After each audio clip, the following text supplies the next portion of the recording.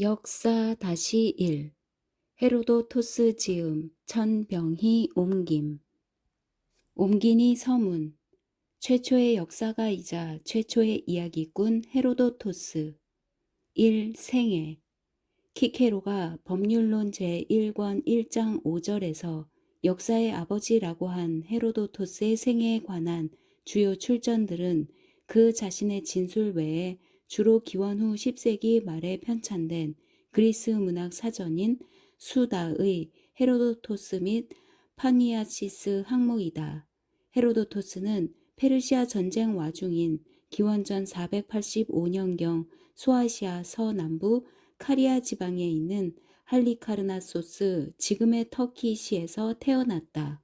이 도시는 이오니아 지방 등에 뿌리 내리기 시작한 그리스 문화의 영향권 안에 들어있었지만 그의 아버지 릭세스와 이름난 서사 시인이었던 그의 숙부 파니아시스의 이름으로 미루어 그의 집안은 원래 카리아계였던 것으로 추정된다. 페르시아 전쟁이 끝난 뒤에 동랑기인 기원전 460년대에 그는 페르시아에 의해 할리카르나소스의 참주가 된 릭다미스를 축출하려 했으나 실패하여 잠시 사모스로 망명한다. 그는 기원전 454년 이전에 귀향하여 릭다미스를 축출하는데 기여하지만 동료 시민들과의 견해차로 후일 영영 고향을 떠나 기원전 444년 아테나이의 후원으로 남이탈리아에 건설된 범그리스 식민시 투리오이로 이주하여 그곳에서 생을 마감했다고도 하고 일설에는 마케도니아의 펠라에서 여생을 마쳤다고도 한다. 헤로도토스는 기원전 445-444년 아테나이에서 자신의 저술을 낭독하여 큰 돈을 벌었을 뿐 아니라 정치가 페리클레스와 비극시인 소포클레스와 친교를 맺었다고 한다. 헤로도토스와 소포클레스는 지속적으로 서로 영향을 주고받았던 것으로 보인다. 펠로폰네소스 전쟁이 발발했을 때 헤로도토스는 53세였는데 이 전쟁의 처음 몇 년을 그는 몸소 체험한다. 아리스토파네스의 희그 아카르나이 구역민들에서 역사의 몇몇 대목이 패러디의 대상이 되고 있는 것으로 미루어 그의 역사는 기원전 424년에는 이미 간행된 것으로 보인다. 그리고 얼마 뒤 그는 세상을 떠난 것으로 추정된다. 헤로도토스는 누구보다도 여행을 많이 했던 것으로 생각된다. 그는 우선 흑해 연안을 거쳐 스키타이족의 나라로 올라가며 흑해 남한과 트라케 지방과 마케도니아 지방까지 접하게 되었던 것 같다. 다음에는 나일강 상류 지방에 있는 엘레판티네시와 나일강 제1폭포까지 여행하며 이집트에 4개월을 머무는 동안 북아프리카의 퀴레네시를 찾은 것으로 보인다.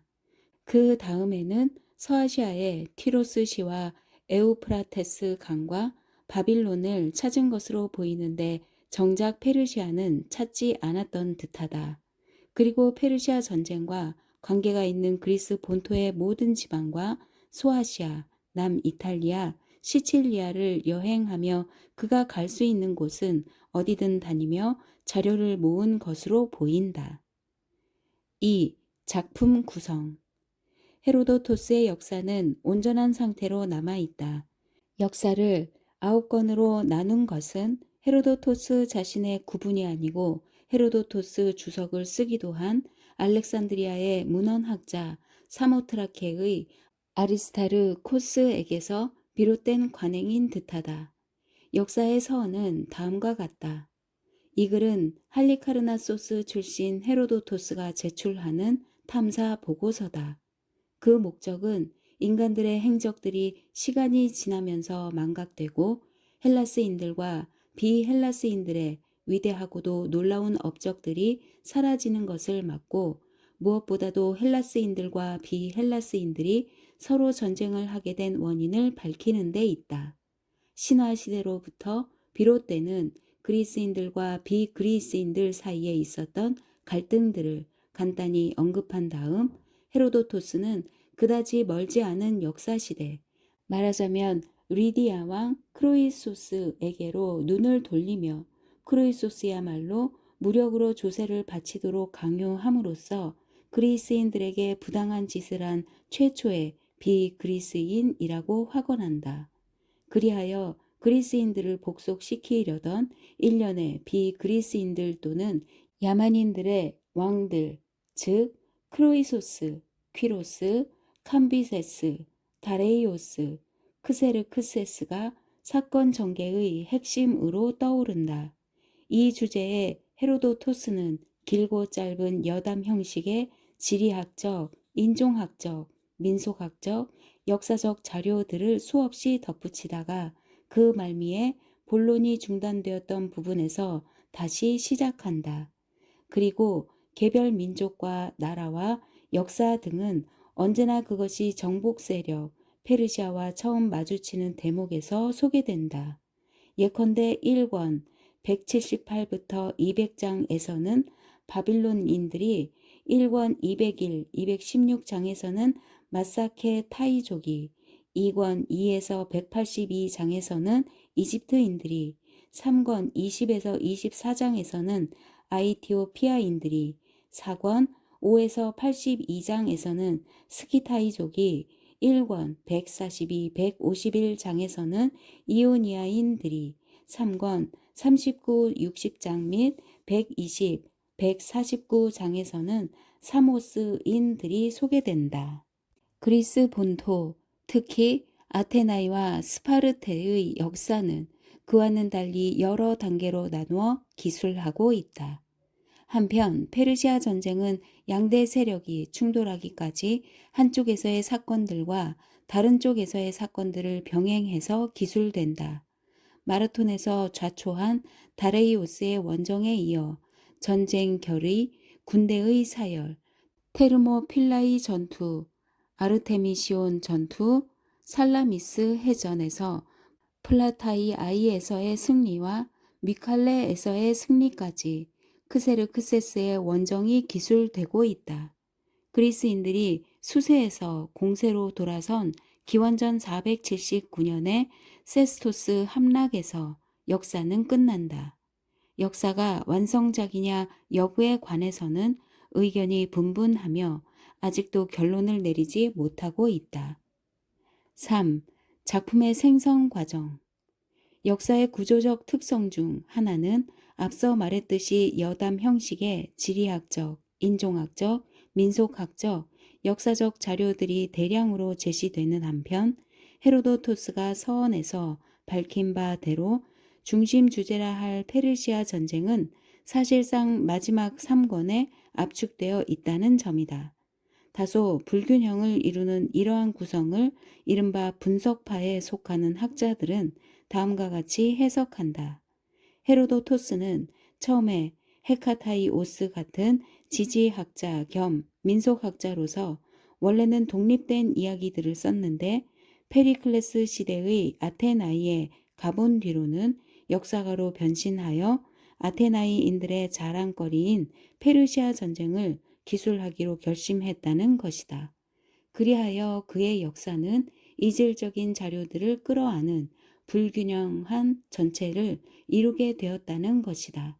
그러나 이른바 통일파에 속하는 학자들은 역사는 언뜻 보면 계획 없이 집필된 것으로 보이지만 실제로는 정연한 구성을 이루고 있으며 처음부터 지금과 같은 형태로 구상되고 집필되었다고 주장한다. 4. 출전들과 역사적 방법. 지리학적, 인종학적, 민속학적 부분들에서 헤로도토스는 가끔 헤카타이오스 같은 문헌을 이용하고 있다. 그러나 역사적 부분들에서 이용할 수 없는 문헌은 그 당시 전무하다시피 했다. 헤로도토스는 가끔 아이스 퀼로스의 비극, 페르시아인들 같은 문학작품과 비명들과 신탁 모음집 등을 이용했지만 이렇다 할 역사서나 지역 연대기나 관리들 또는 승리자 명단을 이용할 수는 없었다. 고대 서아시아나 이집트의 기록들은 해독할 능력이 없었다. 그래서 그는 지리학적, 인종학적, 민속학적 부분들에서는 주로 견학과 현지 체험을 통해 보고 들은 것에 의존하고, 역사적 부분들에서는 개인이나 직업, 집단이나 예컨대 사제들, 익명의 지역 주민이나 예컨대 이집트인들, 스키타이족, 카르타고인들, 도시들에서 예컨대 아테나이인들, 코린토스인들, 퀴레나이인들 들은 구전에 의존하는 방법을 택했다. 헤로도토스는 실은 여행을 해본 적도 없는 책상 물림으로 그의 이야기들뿐 아니라 그의 견학도 증인들도 모두 순전히 지어낸 것으로 신뢰할 수 없는 불완전한 것이라고 주장하는 학자들도 있었지만, 이는 우리에게 비교 영웅전으로 잘 알려진 플루타르코스의 헤로도토스 평가처럼 헤로도토스의 악에 관하여 참조, 반박할 가치조차 없는 근거 없는 모함으로 받아들여지고 있다. 확인할 수 없었던 지역들에 대한 발굴과 문헌 자료들이 발견되고 민속학과 지리학적 발견으로 어둠에 묻혀 있던 고대의 세계가 활짝 열림에 따라 역사의 아버지로서의 헤로도토스의 공헌은 더욱 빛나는 것이 되었다. 사실 헤로도토스의 전무후무한 학문적 업적은 이렇다 할 문헌도 없던 상황에서 여러 도시 수많은 사람들에게서 끌어모은 다양하고 때로는 상반된 구전의 잡동사니들 속에서 페르시아 전쟁사를 지금과 같은 하나의 통일체로 빚어냈다는 데 있다. 헤로도토스의 역사 기술의 원칙은 나는 들은 대로 전할 의무는 있지만 그것을 다 믿을 의무는 없다는 것이다. 그래서 그는 경우에 따라서는 어느 한쪽을 대변하지 않고 상의하거나 때로는 상반된 견해들을 병기하기도 한다. 예컨대 플라타이 아이 전투에 관한 스파르테와 테게아와 아테나이의 평가를 대등하게 나란히 제시하고 있다. 5. 경향과 신빙성. 헤로도토스는 비그리스인들, 특히 이집트인들이 그리스인들에 비해 우수하다는 점을 가끔 인정하는가 하면 비그리스인들의 관습과 습관을 소상히 기술하고 있다. 그리고 이민족들, 예컨대 이집트인들, 바빌론인들, 스키타이족, 마사게 타이족에 관한 그의 보고는 대체로 신빙성이 있는 것으로 확인되고 있다. 그리고 그는 아이스퀼로스와 마찬가지로 페르시아 전쟁을 자유와 예속의, 민주주의와 전체주의의, 개인적 탁월성과 익명의 군중의 전쟁으로 보고 있지만, 그렇다고 해서 민족 해방 전쟁을 무조건 찬양하는 국수주의자는 아니다. 그는 다레이오스와 크세르크세스와 아르타크세르크세스 치세 때의 페르시아 전쟁들로 인하여 그리스는 이전의 20세대 동안 받은 것을 합친 것보다 더 많은 피해를 입었다고 보고 있다.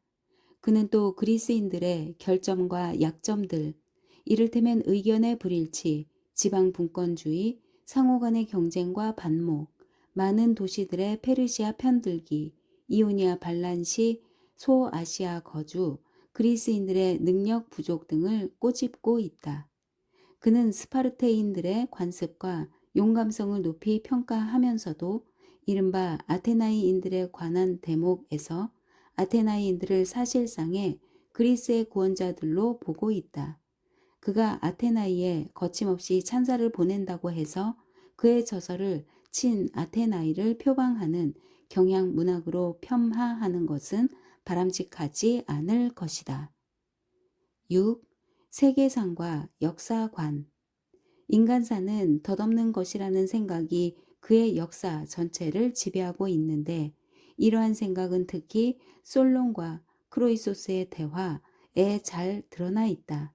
이따금 합리주의가 모습을 드러내지만 인간의 운명은 정해져 있는 것이며 신은 인간의 지나친 행운을 시기하며 인간이 교만해지면 신에게 벌 받는다는 종교관이 전체를 지배하고 있다. 신이 세계를 관장한다는 생각은 전조나 꿈이나 신탁 등을 통해 표현되지만 인간적 동기와 결정도 적잖은 역할을 한다.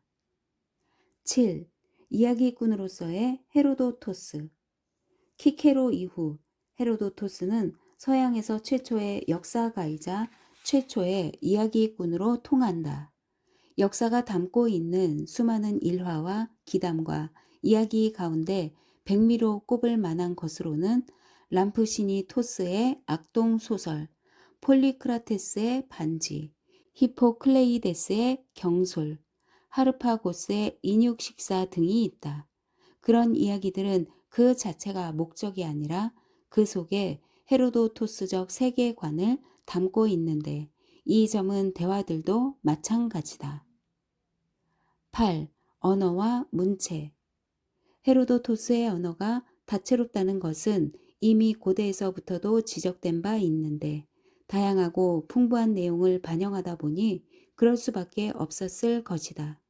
통속적 화술, 객관적인 보고문체, 서사시, 비극, 소피스트들의 언어 수단들이 헤로도토스 특유의 문체를 구성하고 있는 주요 요소들이라고 할 수 있을 것이다. 9. 후세에 미친 영향. 헤로도토스는 이후의 그리스 로마 역사 기술 전체에 지대한 영향을 주었다. 그로 인해 역사라는 특수 분야가 탄생했다. 그러나 펠로폰네소스 전쟁사를 쓴 투키디데스는 이름을 거명하지 않았지만 헤로도토스와 대비하여 자신의 역사 기술 방법을 표명했다.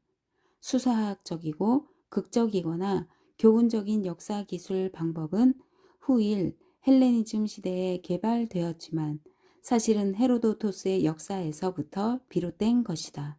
사모트라케의 아리스타르코스 같은 대학자가 역사의 주석을 썼다는 것은 헤로도토스가 이미 고전 작가의 반열에 올랐음을 말해주며 플루타르코스의 악의적인 저술도 헤로도토스가 영향력 있는 저술가였음을 말해준다. 중세에는 역사의 교열본이 두 가지가 있었다. 인문주의와 르네상스 시대의 헤로도토스는 로렌초 발라의 라틴어 번역본을 통해 알려져 있었으나 20세기가 되도록 믿지 못할 이야기꾼쯤으로 통했다. 근래에 와서야 그는 비로소 투키디데스의 그늘에서 벗어나기 시작했는데 거기에는 역사의 폭넓은 역사관, 지리학적, 인류학적, 민속학적 분야에 대한 세심한 배려, 들은 대로 전한다는 발견적 방법 등이 기여한 것으로 생각된다. 제1권 클레이오. 시가의 여신들인 무사 여신들 중 클레이오는 역사를 관장한다. 이 글은 할리카르나소스 출신 헤로도토스가 제출하는 탐사 보고서다. 그 목적은 인간들의 행적들이 시간이 지나면서 망각되고 헬라스인들과 비헬라스인들의 위대하고도 놀라운 업적들이 사라지는 것을 막고 무엇보다도 헬라스인들과 비헬라스인들이 서로 전쟁을 하게 된 원인을 밝히는 데 있다. 서언. 헬라스인들과 비헬라스인들의 불화의 발단, 이오, 에우로페, 메데이아, 헬레네의 납치. 페르시아 학자들에 따르면 헬라스인들과 비헬라스인들이 반목하게 된 것은 포이니케인들 탓이라고 한다. 포이니케인들은 홍해라고 불리는 바다에서 우리 쪽 바다로 옮겨왔는데 지금 살고 있는 곳에 정착하면서 해외 무역에 종사했다고 한다. 그들은 아이키프토스와 아시리아에 화물을 싣고 여러 곳을 들르곤 했는데 그중 한 곳이 아르고스였다. 당시의 아르고스는 지금 헬라스라고 불리는 나라에서 모든 점에서 가장 중요한 도시국가였다. 한 번은 포이니케인들이 아르고스에 도착해 물건을 팔기 시작했다. 도착한 지 5일째 아니면 6일째 되어 그들이 물건을 거의 다 팔았을 때 많은 여인들과 함께 공주가 해변으로 내려왔다. 그녀의 이름은 이나코스의 딸 이오였는데 헬라스인들은 그녀를 그렇게 부르고 있다. 여인들은 백고물 주위에 둘러서서 가장 마음에 드는 물건을 사고 있었다. 그때 포이니케인들이 서로 부추기며 여인들을 덮쳤다. 여인들 대부분은 도망쳤지만 이오는 몇몇 여인들과 함께 사로잡혔다. 그러자 포이니케인들은 여인들을 배에 태우고 아이깁토스로 출항했다고 한다. 페르시아인들에 따르면 이오는 헬라스인들의 주장과 달리 이렇게 해서 아이깁토스로 가게 되었으며 이것이 범죄 행위의 시작이었다고 한다. 그 뒤 몇몇 헬라스인들이 포이니케의 티로스에 상륙해 에우로페 공주를 납치했다고 한다. 페르시아인들은 이들의 이름을 대지는 못하지만 이들은 아마 크레테인들이었으리라. 그리하여 그들은 서로 장군 멍군이 되었다.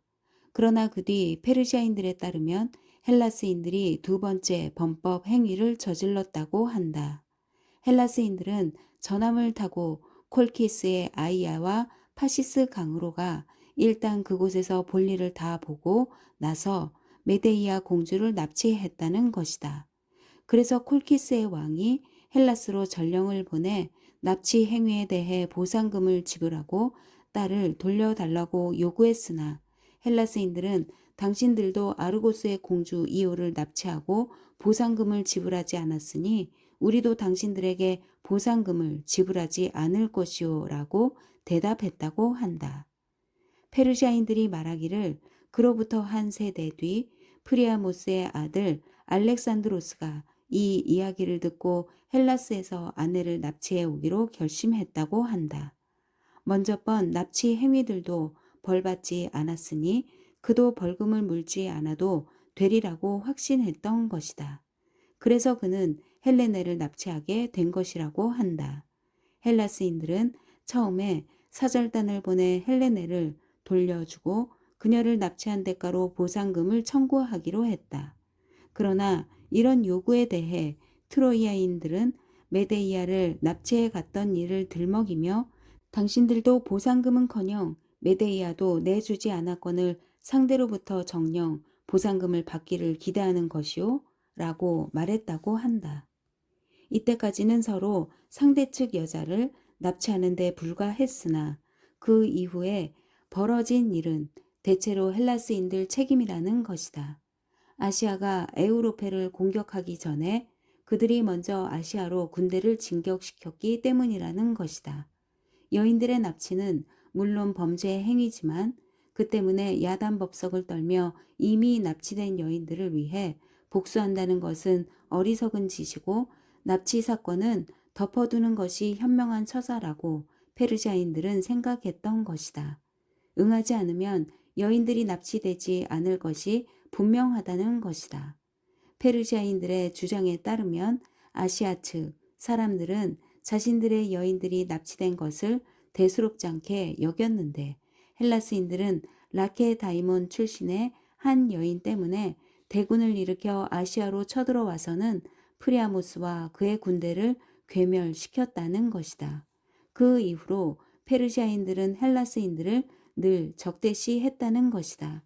페르시아인들은 아시아를 고향으로 여기고 그곳에 사는 비헬라스계 부족들을 친척으로 여기는 반면 에우로페와 헬라스는 이국으로 간주하게 하는 말이다. 페르시아인들의 주장에 따르면 사건의 경위는 이러하며 헬라스인들에 대한 그들의 적대감은 일리온의 함락에서 비롯되었다. 그러나 이오의 납치에 관해 포이니케인들은 페르시아인들과 다르게 말한다.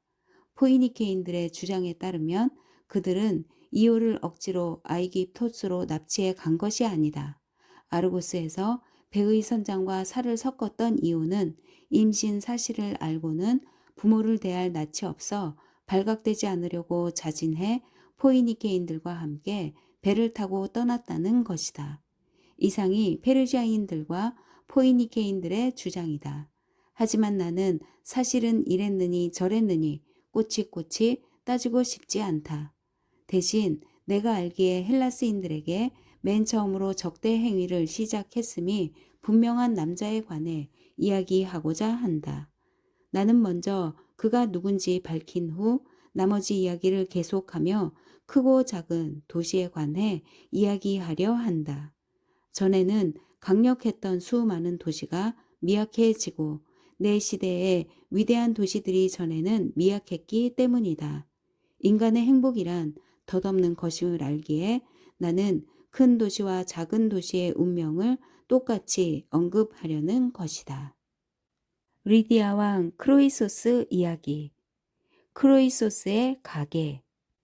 크로이소스는 리디아 출신으로 알리아테스의 아들이었다. 크로이소스는 할리스 강 서쪽에 여러 민족을 통치했다.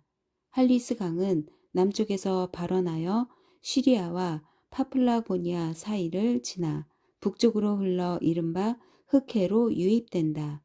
우리가 알기로 일부 헬라스인들과는 동맹을 맺었어도 크로이소스는 헬라스인들에게 조공을 강요한 최초의 비헬라스인이다. 그는 이오네스족과 아이올레이스족과 아시아에 사는 도리에이스족에게 조공을 강요했고 라케다이몬인들과는 동맹을 맺었다. 그가 통치하기 전 모든 헬라스인들은 자유로웠다. 크로이소스의 치세 이전에도 킴메리오이족이 이오니아 지방까지 침입한 적이 있었지만 그들은 도시를 정복한 것이 아니라 약탈 행각을 벌였을 뿐이다. 전에 헤라클레스의 자손들이 행사하던 리디아의 왕권이 메르므나다이가라 불리는 크로이소스가로 넘어간 경위는 다음과 같다. 칸다올레스라는 인물은 헬라스인들은 그를 미르실로스라 부른다. 사르데이스의 통치자로 헤라클레스의 아들 알카이오스의 후손이었다. 헤라클레스가에서 나온 최초의 사르데이스 왕은 아그론으로 그는 니노스의 아들로 벨로스의 손자요 알카이오스의 증손이었다. 그리고 미르소스의 아들 칸다울레스가 마지막 왕이었다. 아그론 이전에 이 나라는 아튀스의 아들 리도스의 자손들이 통치했다. 그래서 전에는 메오니에인들이라 불리던 그곳의 전 주민은 리디아인들이라고 불렸던 것이다. 헤라클레스의 자손들은 어떤 신탁 덕분에 리도스의 자손들로부터 리디아의 왕권을 위임받았다가 차지해버리게 되었던 것이다. 헤라클레스와 이아르다노스 소유의 한 계집종의 자손들인 헤라클레스 자손들은 22세대 또는 505년 동안 아버지에게서 아들로 왕권을 계승하다가 미르소스의 아들 칸다울레스의 대에 이르렀던 것이다. 이 칸다울레스는 아내를 너무나 사랑한 나머지 자기 아내가 세상에서 가장 아름다운 여자라고 생각했다. 그의 경호원 중에 다르큄로스의 아들 귀게스라는 자가 있었는데 칸다울레스는 그를 총애하여 가장 중요한 일은 그와 상의했으며 아내의 미모에 대한 자랑까지 늘어놓았다. 칸다울레스는 패가 망신할 숙명을 타고났는지라 그 뒤 오래지 않아 귀게스에게 이렇게 말했다. 귀게스, 자네는 내 아내의 미모에 관해 내가 한 말을 믿지 않는 것 같은데 하긴 사람들은 눈보다는 귀를 덜 믿는 편이지. 그렇다면 내 아내의 알몸을 한번 보도록 하게. 귀게스가 목청을 돋우어 말했다. 주인님, 저더러 여주인님의 알몸을 보라고 하시다니 그 무슨 당차는 말씀이세요. 여자란 옷을 벗으면서 수치심도 벗어 던져버리지요. 인간들에게는 오래전부터 반드시 배워야 할 진리들이 전해오고 있는데 그중 하나가 각자 제 것만 보라는 거예요. 저는 여주인님이 세상에서 가장 아름다운 여자라는 주인님의 말씀을 믿어요. 제발 저더러 불의한 짓을 하라고 요구하지 마세요. 귀게스는 그런 말로 거절했으니 그랬다가는 재앙이 닥치지 않을까 두려웠던 것이다. 그러나 칸다울레스는 그의 항변에 이렇게 대답했다. 걱정 말게 귀게스, 두려워 말라고. 내가 자네를 떠보자고 이런 말을 한 것도 아니며 내 아내도 자네를 해코지하지 못할 테니 말일세. 나는 자네가 내 아내를 보았다는 것을 아내가 전혀 눈치채지 못하도록 조치하겠네. 나는 자네를 우리 침실에 열려있는 문 뒤에 세워두겠네. 내가 침상에 가 있으면 아내가 뒤따라 들어올 것이네. 문 가까이 의자가 하나 있는데 아내는 옷을 하나하나 벗어 그 위에 올려놓을 테고 그럼 자네는 편안하게 내 아내를 볼 수 있을 것이네. 내 아내가 의자를 뒤로 하고 침상으로 다가오며 자네 쪽으로 등을 돌리면 자네는 내 아내에게 들키지 않고 문간을 빠져나가도록 하게. 귀게스는 하는 수 없이 승낙했다. 칸다울레스는 취침 시간이 되었다 생각되자 귀게스를 침실로 데리고 들어갔고 곧 그의 아내도 들어왔다. 귀게스는 그녀가 방에 들어와 옷을 벗어 의자에 올려놓는 것을 지켜보았다. 그리고 그녀가 등을 돌려 침상으로 가자 살그머니 방에서 빠져나갔다. 그러나 그녀는 그가 나가는 것을 보았고 그것이 남편의 소행임을 알았으나 부끄러워 소리 지르지 않았다. 또한 칸다울레스에게 복수할 요량으로 아는 체 하지도 않았다. 리디아인들 뿐 아니라 그 밖에 거의 모든 비헬라스인들 사이에서는 남자라도 알몸을 보이는 것을 큰 치욕으로 여겼기 때문이다. 그녀는 당시에는 이처럼 아무 말도 않고 가만히 있었다. 그러나 그녀는 날이 새자마자 가장 충실하다고 여겨지는 하인들을 대령시킨 다음 귀게스를 불렀다. 그는 간밤에 일어난 일을 그녀가 전혀 모르는 줄 알고 부름에 응했다. 전에도 그는 왕비가 부를 때마다 왕비에게 갔었기 때문이다.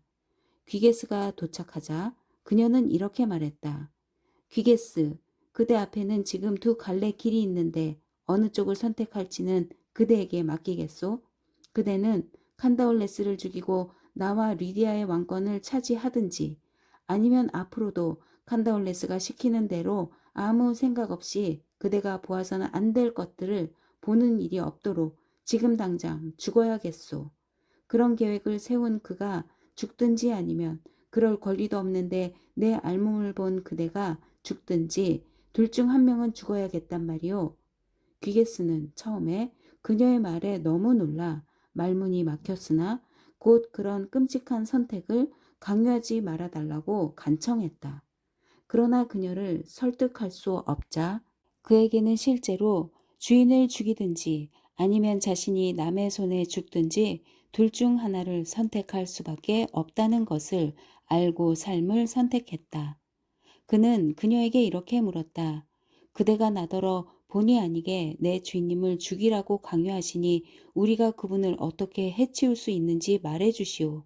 그녀가 대답했다.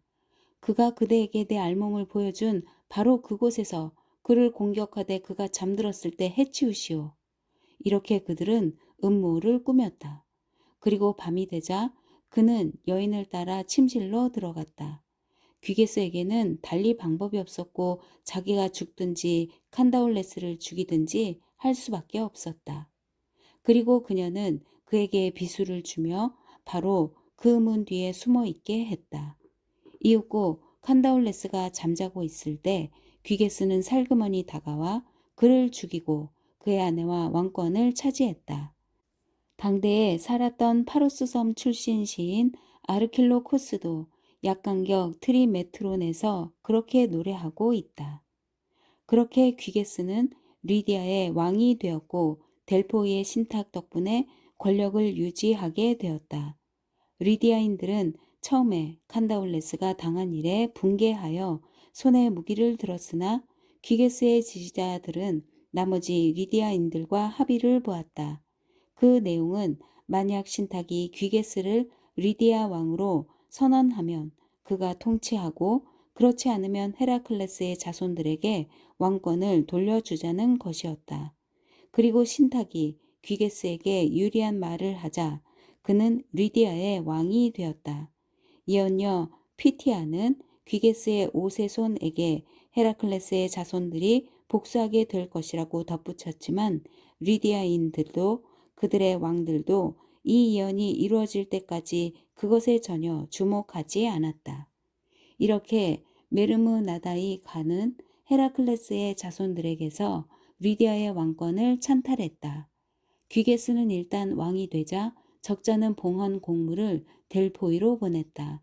실제로 델포이에 그보다 많은 은제 곡물을 봉헌한 사람은 아무도 없었고 은제 곡물 외에도 그는 수없이 많은 금제 곡물을 봉헌했다.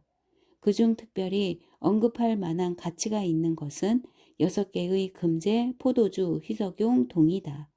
무게가 30탈란톤이나 되는 이 희석용 동이들은 코린토스인들의 보물 창고에 보관되어 있는데 엄밀히 말해 그곳은 코린토스 시민 전체가 아니라 에티온의 아들 퀴입셀로스의 보물 창고다.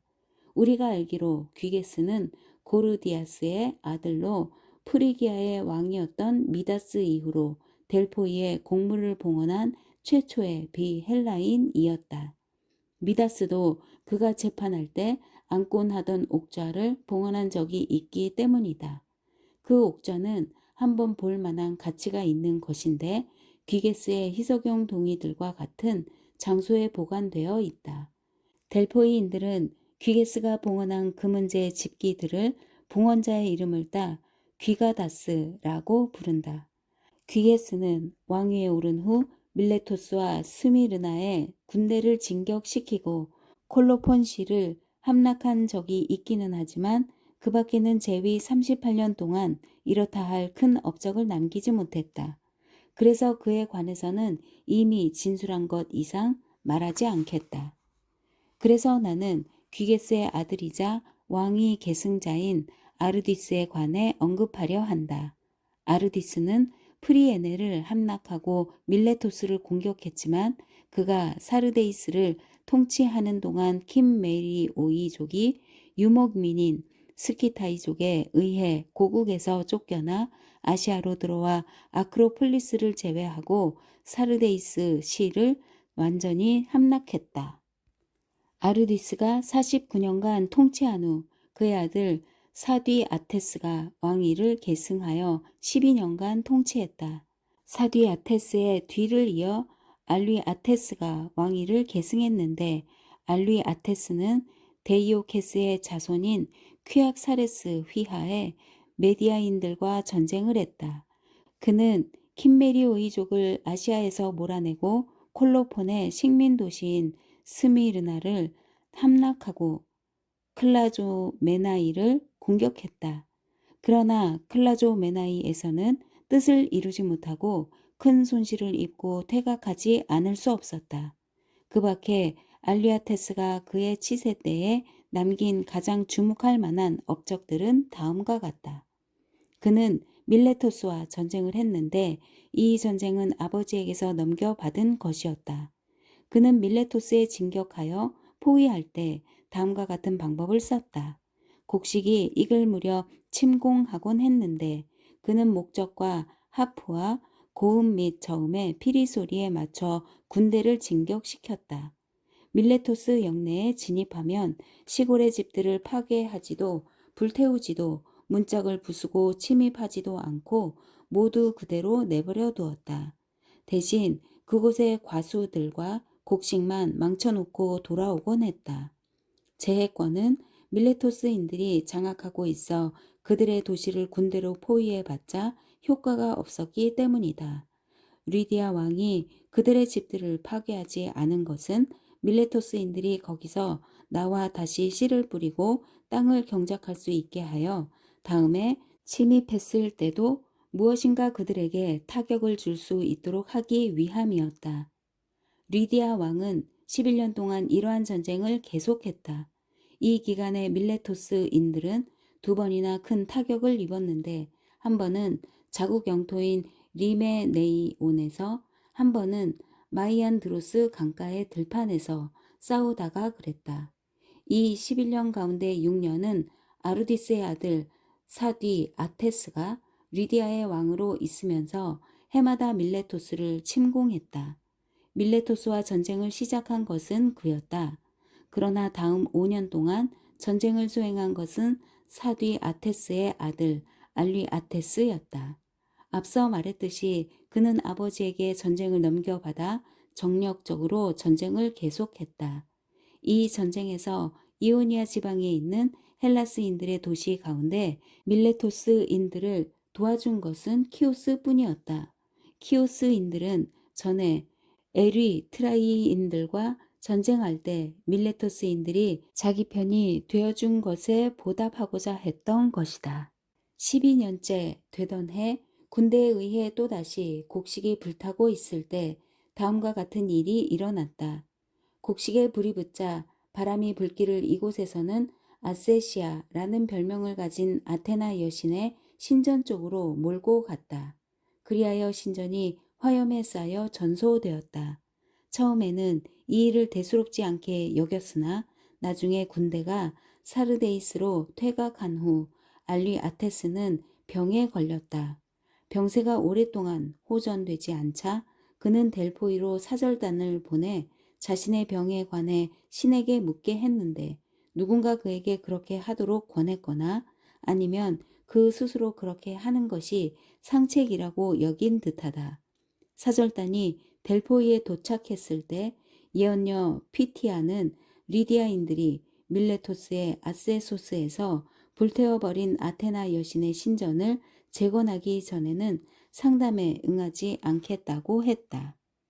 나는 델포이인들에게 듣고 그렇게 된 것을 알게 되었는데 밀레토스인들은 여기에 다음과 같은 이야기를 덧붙이고 있다.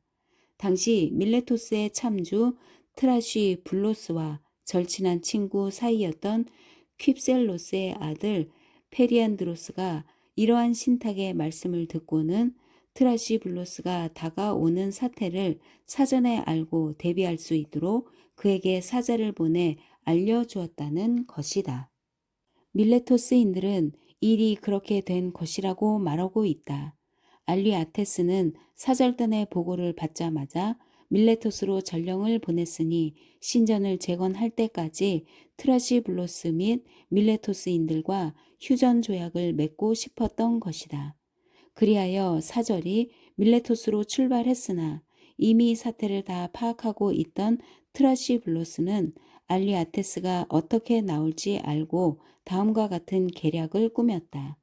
그는 자신의 것이든 일반 시민의 것이든 도성 안에 있는 먹을거리를 모두 장터로 내오게 하고는 그가 신호를 보내면 모두 흥청망청 먹고 마시기 시작하라고 일러두었던 것이다.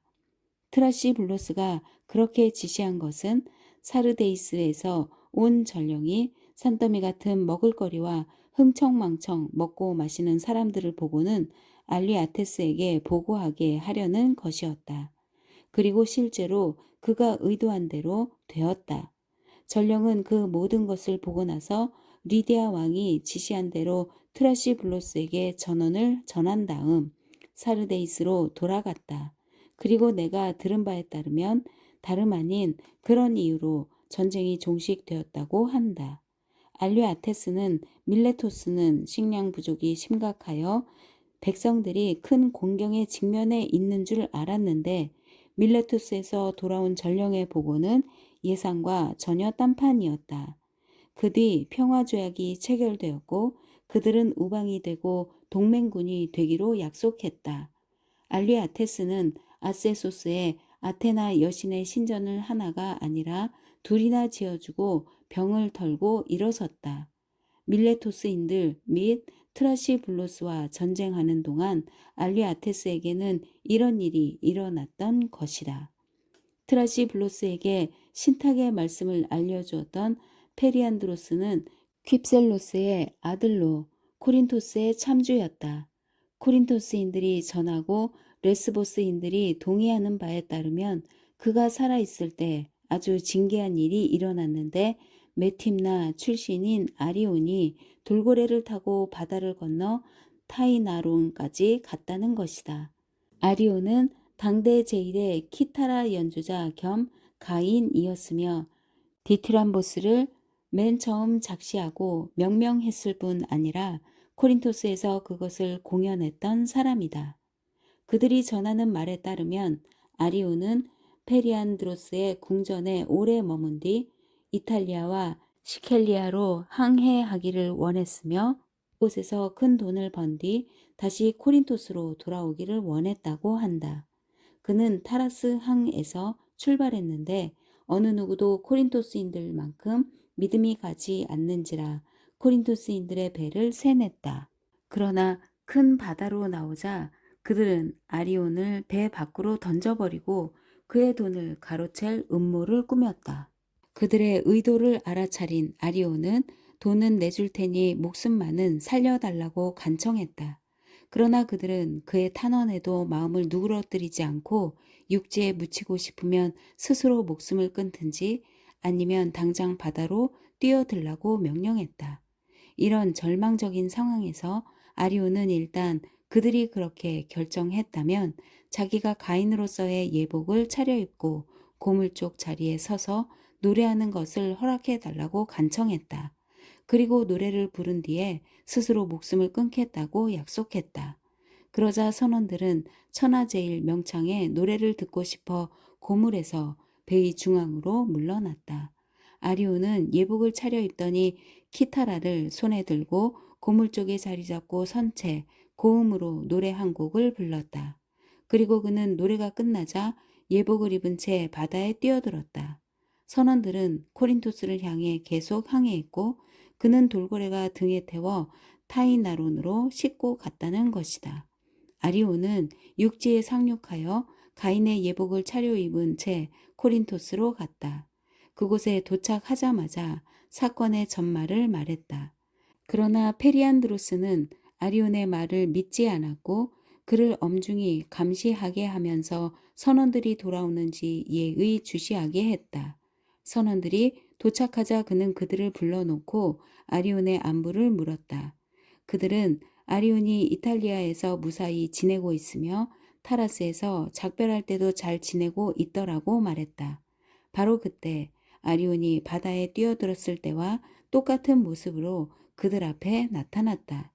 선원들은 깜짝 놀랐고 당사자가 증인으로 나온 터라 더 이상 범행을 부인하지 못했다. 코린토스인들과 레스보스인들은 이렇게 이야기한다. 그리고 실제로 타이나론에는 한 남자가 돌고래를 타고 있는 자그마한 청동상이 있는데 그것은 아리온이 봉헌한 것이다. 리디아 왕 알리아테스는 밀레토스인들과의 전쟁을 중단하고 얼마 뒤 죽었는데 그의 재위 기간은 57년이었다. 그는 병이 나았을 때 그의 가문에서는 두 번째로 델포이의 곡물을 봉헌했는데 큼직한 은제 포도주 희석용 동이 하나와 무쇠를 용접한 희석용 동이 받침대가 그것이다.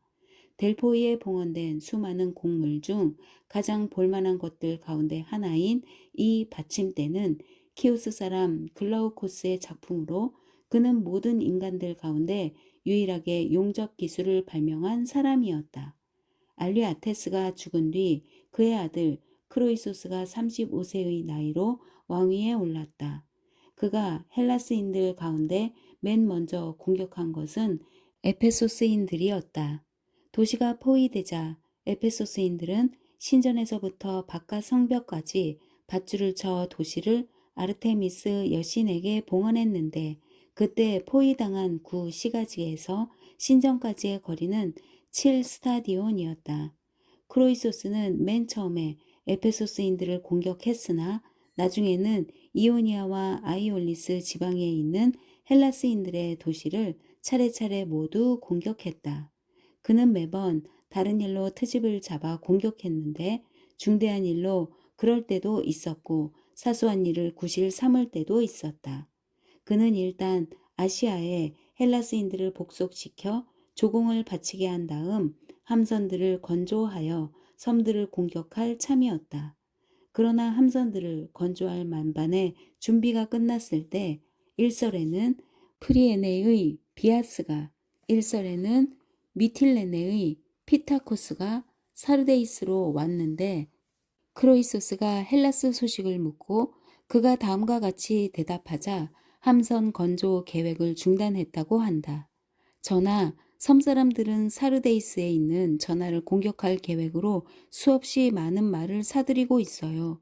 크로이소스는 그의 말이 참말인 줄 알고 이렇게 말했다고 한다.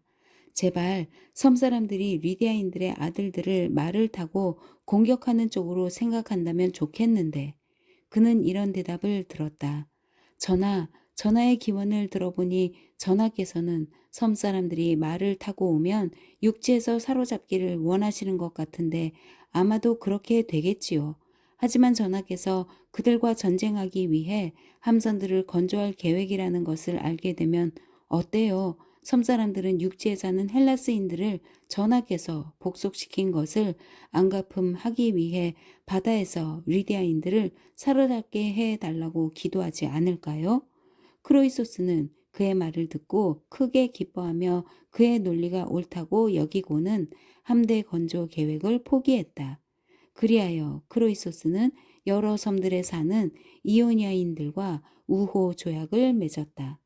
얼마 뒤 크로이소스는 할리스강 서쪽에 사는 거의 모든 민족을 복속시켰다. 킬리키아인들과 리키아인들 말고는 모든 민족이 그에게 복속되었는데 리디아인들, 프리기아인들, 미시아인들, 마리안 디노이족, 칼리베스족, 파플라고니아인들, 트라케인들 중 티노이족과 비티니스인들, 카리아인들, 이오네스족, 도리에이스족, 아이올레이스족, 팜필리아인들이 그들이다.